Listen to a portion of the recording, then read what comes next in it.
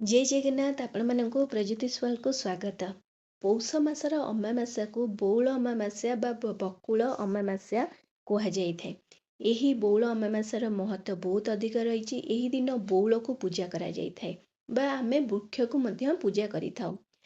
तो देखंतु यही समय रे शीत दिन आसी जाइए जेहेतु पौष मास आरंभ हो जाइथिबो तो शीत दिन आसी जाइए। शीत दिन रे कौन होता है यही समय आंब गछ है पणस गछ है तो ये सब गछ मानक बौल माने आसी जाइए बौल आसी जाइए। तो जेहेतु शीत दिन आसला ता सहित पवन बहुतबो तो एथिरे कौन होता है पोक लगी जाइए बौल नष्ट हबार बहुत संभावना थाए।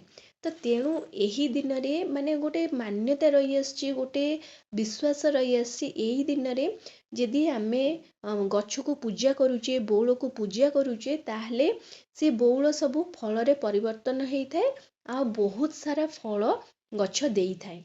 तेणुकरी यही दिन में बौल पूजा करा जाए। श्रीमंदिर रे गईंटा पिटा बौल भोग प्रभु को महाप्रभु को लगी होता है।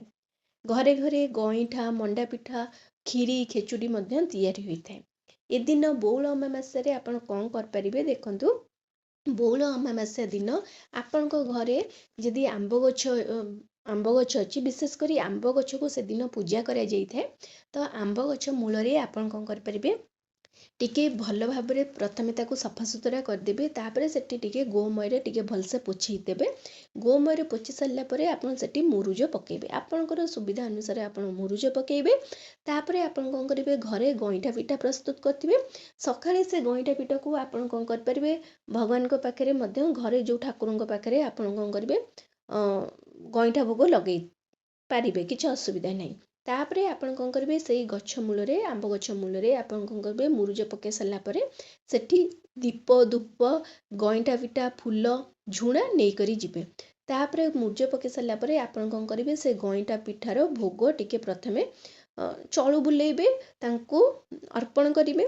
तापरे गईठा पिठा किछिटा आपण कौन करेंगे से आंब गछ उपरे टिके फपाड़ देबे। ठीक अच्छे फपाड़ देबे। तापरे आपण कौन करेंगे दीप धूप लगेबे तापरे झुणा से बौल गछरे लगेबे। तो एमिति मान्यता अच्छी यहीपरि भाव में गईठा पिठार भोग अर्पण करने द्वारा कि फपाड़ा द्वारा कि तांको समर्पण बा अर्पण करने द्वारा बौल गछर बौल नष्ट होई न थाए बौल सुरक्षित होना रही थाए जो पोक से लगती ना आउ आंब बहुत सारा होता है। यहीपरि माने गोटे मान्यता रही बौल अमावास्या बा बकुल अमावास्यार आपण मानक घरे जदि अच्छी यही प्रथाटी ताहले आपण निश्चिंत भाव में करंतु। आशा करछि भिडियोटी आपण मानक बहुत पसंद आसथिबो। जदि आछि ताहले चैनल को जल्दी करी लाइक शेयर सब्सक्राइब कर दियंतु। नमस्कार।